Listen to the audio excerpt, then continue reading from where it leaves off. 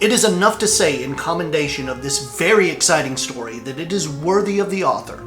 H.G. Wells has achieved a wonderful reputation in the field of serious writing as well as of fiction. Here, for the entertainment of the reader, we present a scientific story by him, the hero of which story is a physiologist and chemist. And now we deal with the science of the human system and are told the story of a wonderful achievement which must be read in detail to be appreciated. Mr. Wells' matter is not only vivid and even valuable, but there is a picturesqueness about his language which attracts, as it is distinctively the English of the mother country. Certainly, if ever a man found a guinea when he was looking for a pen, it is my good friend Professor Gibbon. I have heard before of investigators overshooting the mark, but never quite to the extent that he has done. He has really, this time at any rate, without any touch of exaggeration in the phrase, found something to revolutionize human life. And that when he was simply seeking an all-around nervous stimulant to bring languid people up to the stresses of these pushful days.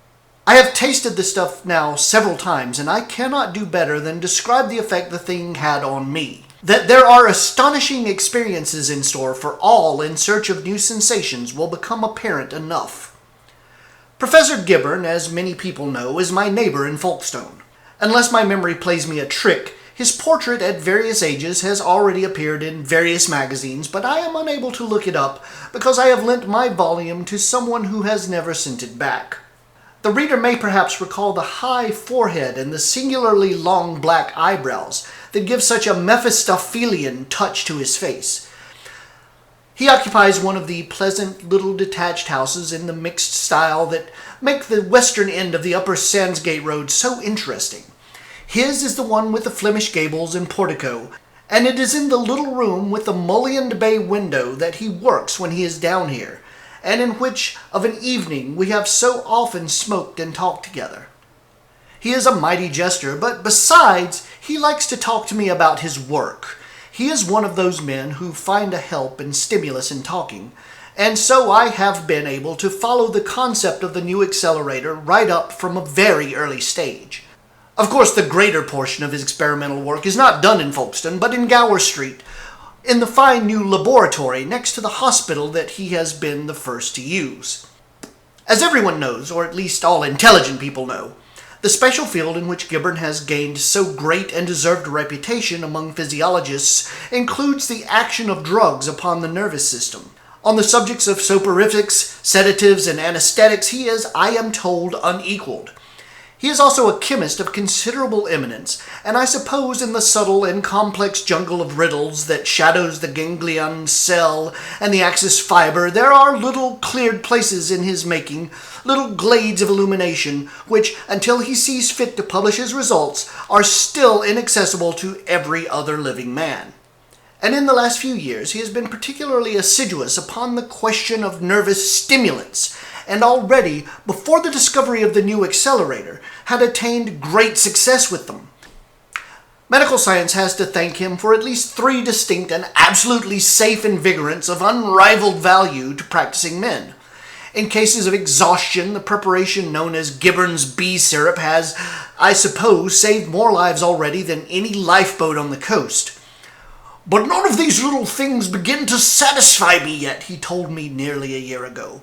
"Either they increase the central energy without affecting the nerves, or they simply increase the available energy by lowering the nervous conductivity.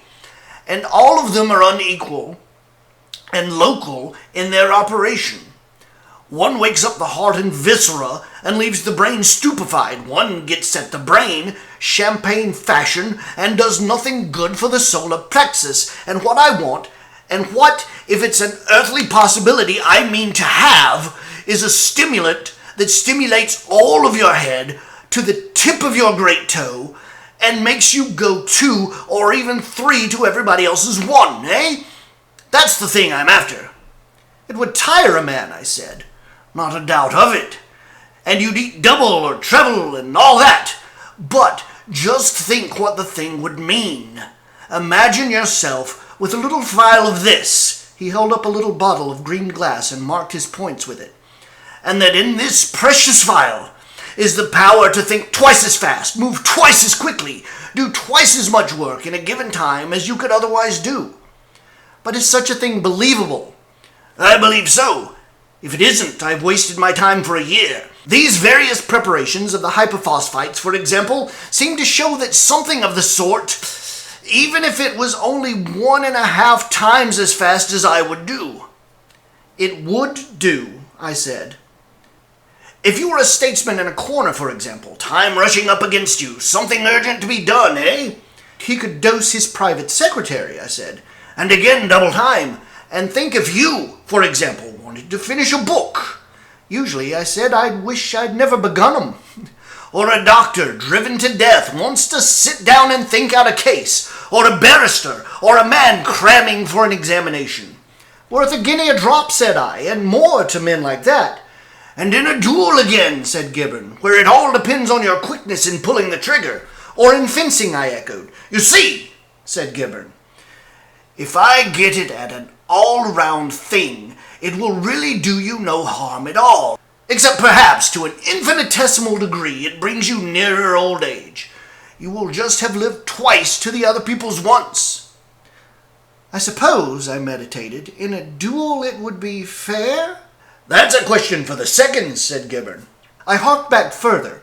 And you really think such a thing is possible, I said. As possible, said Gibbon, and glanced at something that went throbbing by the window. As a motor bus, as a matter of fact. He paused and smiled at me deeply and tapped slowly on the edge of his desk with the green vial. I think I know this stuff. Already I've got something coming. The nervous smile upon his face betrayed the gravity of his revelation. He rarely talked to his actual experimental work unless things were very near the end. And it may be.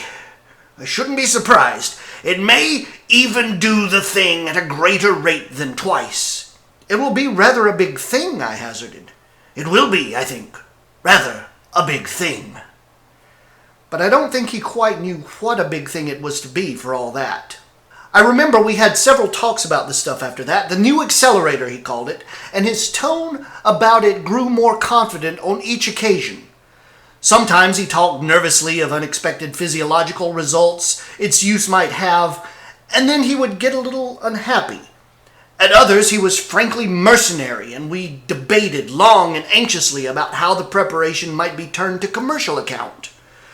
It's a good thing, said Gibbon, a tremendous thing. I know I'm giving the world something, and I think it only reasonable we should expect the world to pay. The dignity of science is all very well, but I think somehow I must have the monopoly of the stuff for, say, 10 years. I don't see why all the fun in life should go to the dealers in ham. It seemed to me that Gibbon was really preparing no less than the absolute acceleration of life. Suppose a man repeatedly dosed with such a preparation.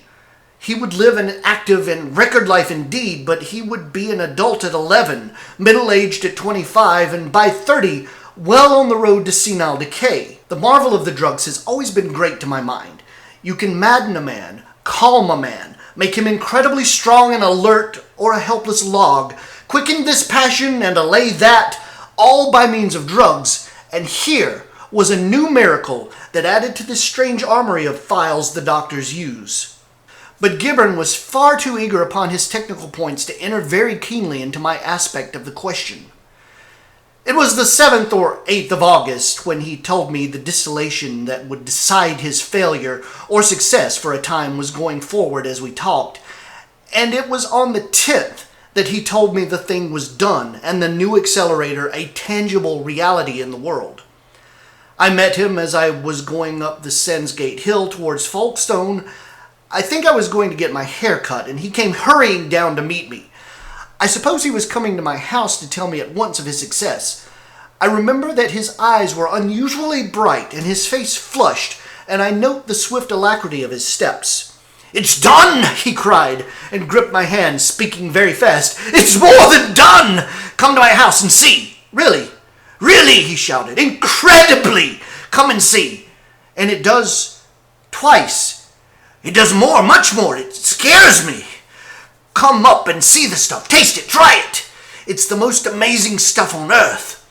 He gripped my arm and walked at such a pace that he forced me into a trot, went shouting with me up the hill. A whole power bus of people turned and stared at us in unison, after the manner of people in power buses. It was one of those hot, clear days that Folkestone sees so much of, every color incredibly bright and every outline hard. There was a breeze, of course, but not so much breeze as sufficed under these conditions to keep me cool and dry. I panted for mercy. "I'm not walking fast, am I?" cried Gibbon, and slackened his pace to a quick march. "You've been taking some of this stuff," I puffed. "No," he said, "at the utmost a drop of water that stood in a beaker from which I had washed out the last traces of the stuff. But I took some last night, you know, and that is ancient history now." "And it goes twice," I said, nearing the doorway in grateful perspiration. "It goes 1,000 times, many 1,000 times," cried Gibbon, with a dramatic gesture, flinging open his early English carved gate. "Phew," I said, and followed him to the door. "I don't know how many times it goes," he said, with his latchkey in his hand. "And it throws all sorts of light on nervous physiology. It kicks the theory of vision into perfectly new shape. Heaven knows how many 1,000 times. We'll try all that after. The thing is to try the stuff now." "Try the stuff," I said as we went along the passage. "Rather," said Gibbon, turning to me in his study. "There it is, in that little green vial there, unless you happen to be afraid." I am a careful man by nature and only theoretically adventurous. I was afraid, but on the other hand, there is pride. "Well," I haggled, "you say you've tried it." "I've tried it," he said, "and I don't look hurt by it, do I? I don't even give livery, and I feel—" I sat down. "Give me the potion," I said. "If the worst comes to the worst, it will save having my hair cut, and that, I think, is one of the most hateful duties of civilized man. How do you take the mixture?" "With water," said Gibbon, whacking down a carafe.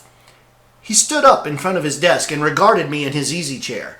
His manner was suddenly affected by a touch of the Harley Street specialist. "It's rum stuff, you know," he said. I made a gesture with my hand.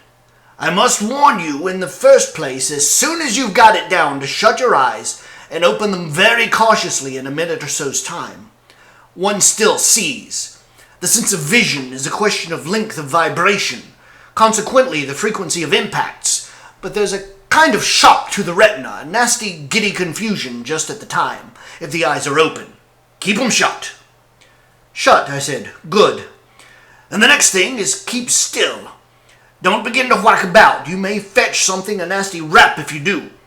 Remember, you will be going several 1,000 times faster than you ever did before. Heart, lungs, muscles, brain, everything. And you will hit hard without knowing it. You won't know it, you know. You'll feel just as you do now. Only everything in the world will seem to be going ever so many 1,000 times slower than it ever went before. That's what makes it so deuced queer." "Lor," I said, "and you mean—" "You'll see," said he, and took up a little measure. He glanced at the material on his desk. "Glasses," he said. "Water. All here. Mustn't take too much for the first attempt." The little vial glucked out its precious contents. "Don't forget what I told you," he said, turning the contents of the measure in the manner of an Italian waiter measuring whiskey.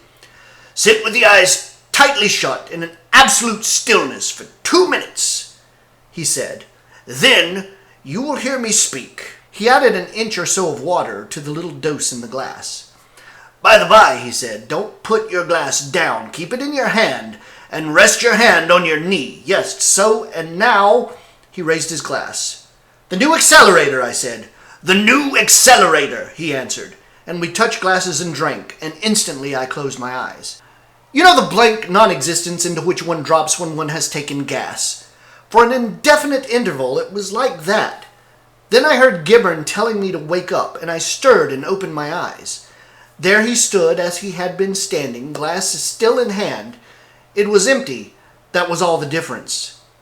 "Well," said I. "Nothing out of the way?" "Nothing. A slight feeling of exhilaration, perhaps. Nothing more." "Sounds?" "Things are still," I said. "By Jove, yes, they are still. Except the sort of faint patter like rain falling on different things. What is it?" "Analyze sounds, I think he said, but I am not sure." He glanced at the window. "Have you ever seen a curtain before a window fixed in that way before?" I followed his eyes, and there was the end of the curtain, frozen as it were, corner high, in the act of flapping briskly in the breeze. "No," said I, "that's odd." "And here," he said, and opened the hand that held the glass. Naturally, I winced, expecting the glass to smash, but so far from smashing, it did not even seem to stir. It hung in mid-air, motionless. "Roughly speaking," said Gibberne, "an object in these latitudes falls 16 feet in a second now. Only, you see, it hasn't fallen yet for the 100th part of a second. That gives you some idea of the pace of my accelerator." And he waved his hand round and round, over and under the slowly sinking glass. Finally, he took it by the bottom, pulled it down, and placed it very carefully on the table. "Eh?" he said to me and laughed. "That seems all right," I said, and began very gingerly to raise myself from my chair. I felt perfectly well, very light and comfortable, and quite confident in my mind. I was going fast all over. My heart, for example, was beating 1,000 times a second, but that caused me no discomfort at all. I looked out the window, an immovable cyclist, head down, and with a frozen puff of dust behind his driving wheel, scorched to overtake a galloping char à banc that did not stir. I gaped in amazement at this incredible spectacle. "Gibberne!" I cried. "How long will this confounded stuff last?" "Heaven knows," he answered. "Last time I took it, I went to bed and slept it off. I tell you, I was frightened. It must have lasted some minutes, I think, and it seemed like hours. But after a bit, it slows down rather suddenly, I believe." I was proud to observe that I did not feel frightened, I suppose because there were two of us. "Why shouldn't we go out?" I asked. "Why not?" "They'll see us." "Not they! Goodness, no! We shall be going 1,000 times faster than the quickest conjuring trick that was ever done. Come along! Which way shall we go, window or door?" And out by the window we went. Assuredly, of all the strange experiences that I have ever had or imagined or read of other people having or imagining, that little raid I made with Gibberne on the Folkestone Leas, under the influence of the new Accelerator, was the strangest and maddest of all. We went out by his gate into the road, and there we made a minute examination of the statuesque passing traffic. The tops of the wheels and some of the legs of the horses of this char à banc, the end of the whiplash, and the lower jaw of the conductor, who was just beginning to yawn, were perceptibly in motion, but all the rest of the lumbering conveyance seemed still, and quite noiseless except for the faint rattling that came from one man's throat. And as parts of this frozen edifice there were a driver, you know, and a conductor, and 11 people. The effect, as we walked about the thing, began by being madly queer, and ended by being disagreeable.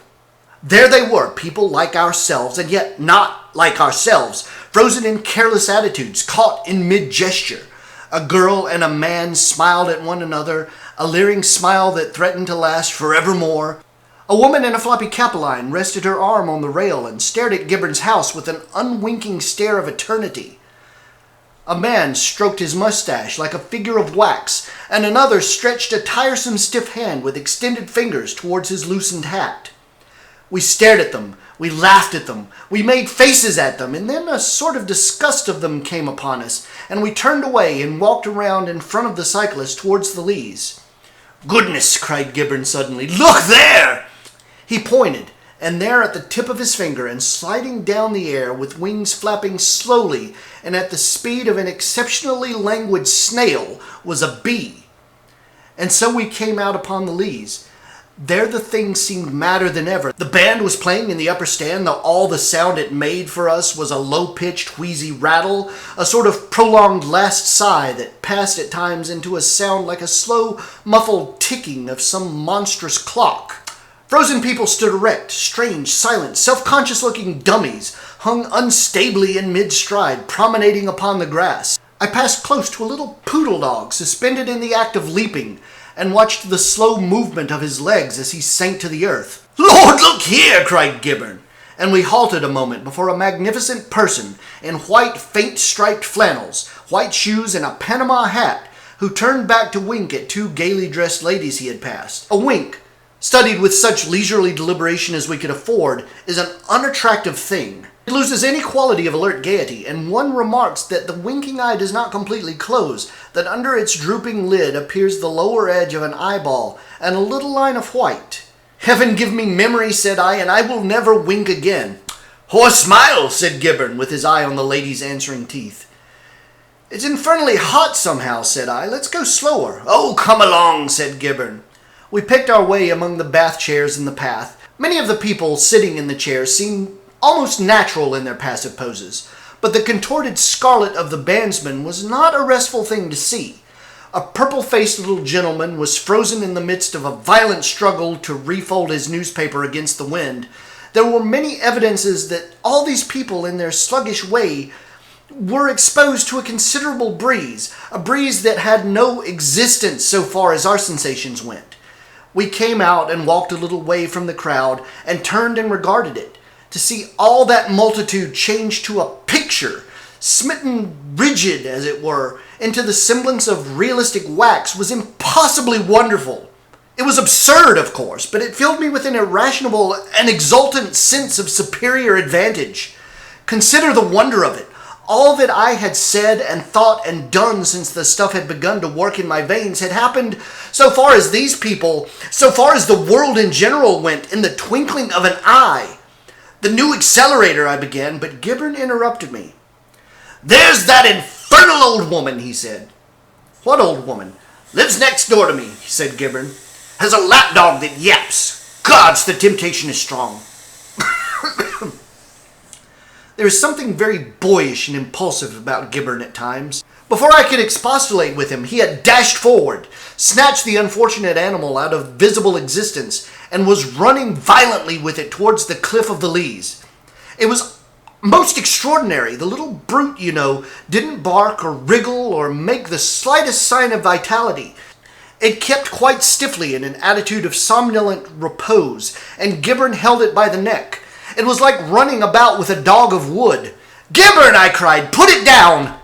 Then I said something else. "If you run like that, Gibbon," I cried, "you'll set your clothes on fire. Your linen trousers are going brown as it is."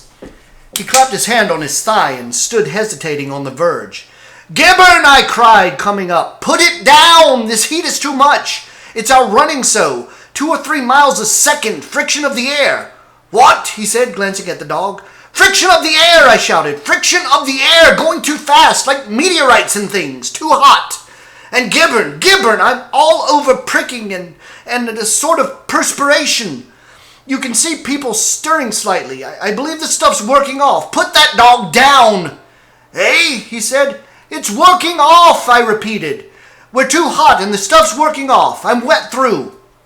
He stared at me, then at the band, the wheezy rattle of whose performer was certainly going faster. Then, with a tremendous sweep of his arm, he hurled the dog away from him, and it went spinning upwards, still inanimate, and hung over the last of the grouped parasols of a knot of chattering people. Gibbon was gripping my elbow. "By Jove," he cried, "I believe it is. A sort of a hot pricking and... Yes, that man's moving his pocket handkerchief, perceptibly. We must get out of this sharp." But we could not get out of it sharply enough. Luckily, perhaps, for we might have run, and if we had run, we should, I believe, have burst into flames. Almost certainly, we should have burst into flames. We had neither of us thought of that. But before we could even begin to run, the action of the drug had ceased. It was the business of a minute fraction of a second. The effect of the new Accelerator passed like the drawing of a curtain, vanished in the movement of a hand. I heard Gibbon's voice in infinite alarm. "Sit down," he said, and flop! Down upon the turf at the edge of the Leas I sat, scorching as I sat. There was a patch of burnt grass still there where I sat down. The whole stagnation seemed to wake up as I did so. The disarticulated vibration of the band rushed together into a blast of music. The promenaders put their feet down and walked their ways. The papers, the flags began flapping, smiles passed into words. The winker finished his wink and went on his way complacently, and all the seated people moved and spoke. The whole world had come alive again, was going as fast as we were, or rather, we were going no faster than the rest of the world. It was like slowing down as one comes to a railway station. Everything seemed to spin around for a second or two. I had the most transient feeling of nausea, and that was all. And the little dog, which had seemed to hang for a moment when the force of Gibbon's arm was expended, fell with a swift acceleration clean through a lady's parasol. That was the saving of us. Unless it was for one corpulent old gentleman in a bath chair who certainly did start at the sight of us and afterwards regarded us at intervals with a darkly suspicious eye, and finally, I believe, said something to his nurse about it, I doubt if a solitary person remarked our sudden appearance among them. Plop! We must have appeared abruptly. We ceased to smolder almost at once, though the turf beneath me was uncomfortably hot. The attention of everyone, including the Amusement Association's band, which on this occasion, for the only time in its history, got out of tune, was arrested by the amazing fact, and the still more amazing yapping and uproar caused by the fact that a respectable, overfed lapdog sleeping quietly to the east of the bandstand should suddenly fall through the parasol of a lady on the west in a slightly singed condition due to the extreme velocity of its movements through the air.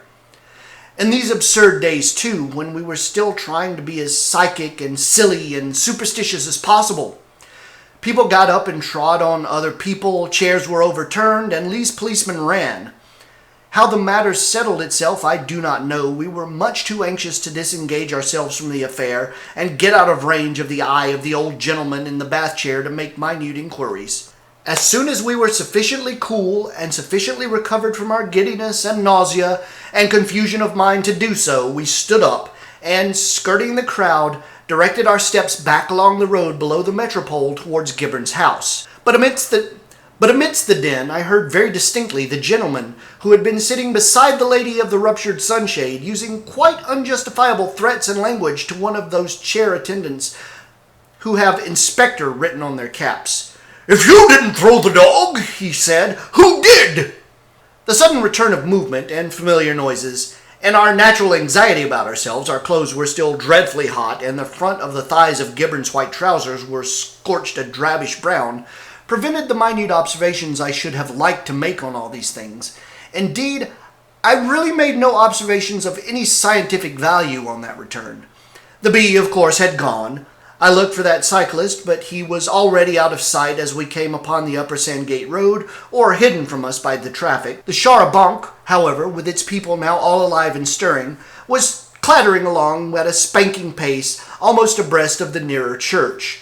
We noted, however, that the window-sill on which we had stepped in getting out of the house was slightly singed, and that the impressions of our feet on the gravel of the path were unusually deep. And so it was that I had my first experience of the new Accelerator. Practically, we had been running about and saying and doing all sorts of things in the space of a second or so of time. We had lived half an hour while the band had played, perhaps 2 bars. But the effect it had upon us was that the whole world had stopped for our convenient inspection. Considering all things, and particularly considering our rashness in venturing out of the house, the experience might certainly have been much more disagreeable than it was. It showed, no doubt, that Gibbon still has much to learn before his preparation is a manageable convenience, but its practicality is certainly demonstrated beyond all cavil. Since the adventure, he has been steadily bringing its use under control, and I have several times, and without the slightest bad result, taken measured doses under his direction. Yet I must confess I have not yet ventured abroad again while under its influence. I may mention, for example, that this story has been written in one sitting, and without interruption except for the nibbling of some chocolate by its means. I began at 6:25, and my watch is very nearly at the minute past the half hour. The convenience of securing a long, uninterrupted spell of work in the midst of a day full of engagements cannot be exaggerated. Gibbon is now working at the quantitative handling of his preparation, with especial reference to its distinctive effects upon different types of constitution. He then hopes to find a retarder with which to dilute its present rather excessive potency. The retarder will, of course, have an effect the reverse of the accelerators. Used alone, it should enable the patient to spread a few seconds over many hours of ordinary time, and so to maintain an apathetic inaction, a glacier-like absence of alacrity, amidst the most animated or irritating surroundings. The two things together must necessarily work an entire revolution in civilized existence. It is the beginning of our escape from that time garment of which Carlyle speaks. While this accelerator will enable us to concentrate ourselves with tremendous impact upon any moment or occasion that demands our utmost sense and vigor, the retarder will enable us to pass in passive tranquility through infinite hardship and tedium. Perhaps I'm a little optimistic about the retarder, which has indeed still to be discovered, but about the accelerator, there is no possible sort of doubt whatever.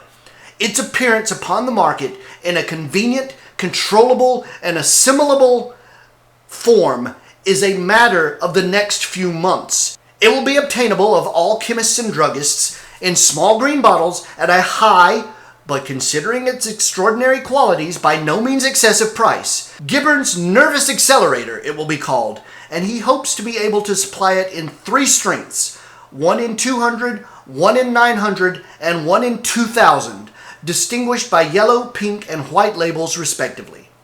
No doubt, its use renders a great number of very extraordinary things possible. For, of course, the most remarkable and possibly even criminal proceedings may be effected with impunity by thus dodging, as it were, into the intersects of time. Like all potent preparations, it will be liable to abuse. We have, however, discussed this aspect of the question very thoroughly, and we have decided that this is purely a matter of medical jurisprudence and altogether outside our province. We shall manufacture and sell the accelerator, and as for the consequences, we shall see.